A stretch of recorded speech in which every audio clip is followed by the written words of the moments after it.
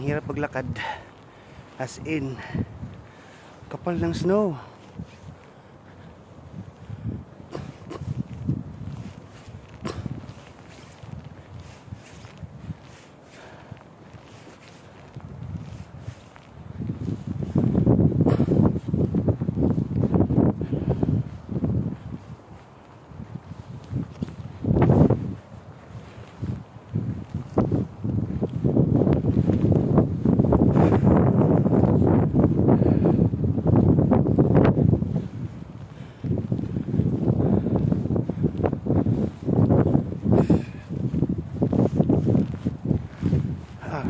Oh, shit.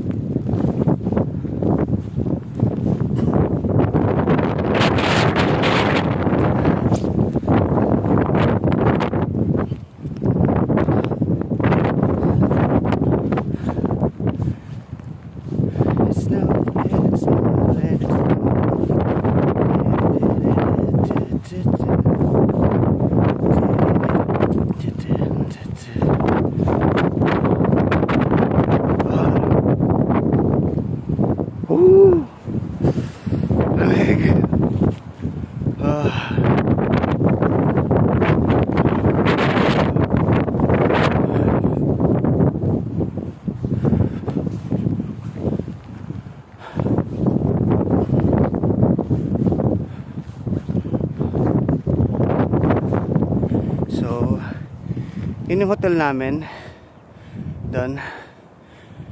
Tapos ito yung bridge. Tapos ito yung river. Lakas. Ito naman, walang snow dito, natatambay yung mga tao. But as of now, kasi nga sobrang kapal ng snow. Hindi ko lamig. Walang tumatambay ngayon doon. So, ito yung sinabi sa akin ng tour ng driver. Sabi niya, daan, punta na ako rito. Just to check lang. Hindi kakapal yung snow, guys. So, yan o.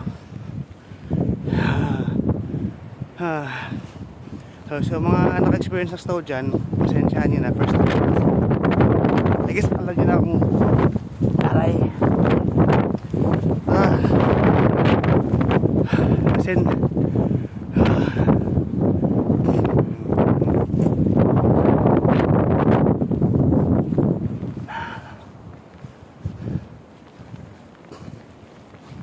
ang puti. Magkalo-halo kaya tayo rito. Yan ang snow. Ganun kapal ng snow.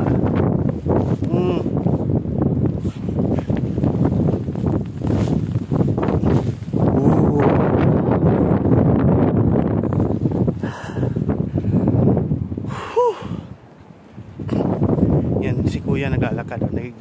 Nag-exercise pa rin kahit na lamig na.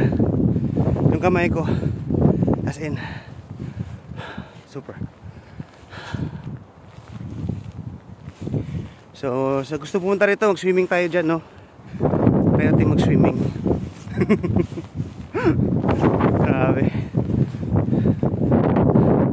Ito wala sa ano, nasa Astana ako, guys. Ito yung pangalawa sa pinakamalamig na capital city sa buong mundo. So, wala lang.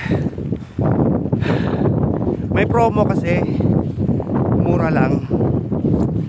Naisipan na, sige. Para may iba naman. Sa tanda natin ito, hindi pa tayo nakapunta sa ibang lugar. Ito yung pinaka first na bakasyon ko actually. Kailan ako nagtumanda, sa ako naisipang mag-try naman magbakasyon. Kaya dun sa mga hindi pa napagbakasyon dyan at medyo kaya pa ng katawan nyo, magbakasyon kayo. Huwag yung hintayin matanda na kayo, baka hindi na kayo makalakad. Kaya nito, siguro kung bata-bata ako, napunta ako rito, kaya ko yung lamig. Kaya ngayon, medyo may edad na, sabi na, lamig. Yung mukha ko, nagnanamb na. Grabe, ang kapal. So tama lang talaga, bumili ako ng winter boots. Kung hindi, nadulas na ako rito. So, ito, first snow experience ko sa buong buhay ko. So mula pagkabata nakita ko lang sa TV. So sabi ko nga sa sarili ko, pag nagkapera ako at mayroon akong chance pumunta sa lugar na may snow, gagawin at gagawin ko. So ito, nabinigyan tayo ng pagkakataon. So kung mayroon dyan sa inyo na kagaya ng pangarap ko rin makapunta ng snow at medyo malakas pa katawan, gawin nyo na.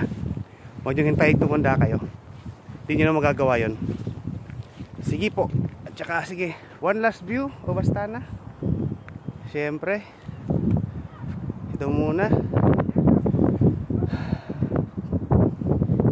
So first day ko ngayon dito. So bukas hindi ko alam, until Sunday kami rito. So Sunday evening lipad na, pabalik ng Dubai. So sige, mamaya tingnan natin kung anong gagawin. Sige, next time. Ben?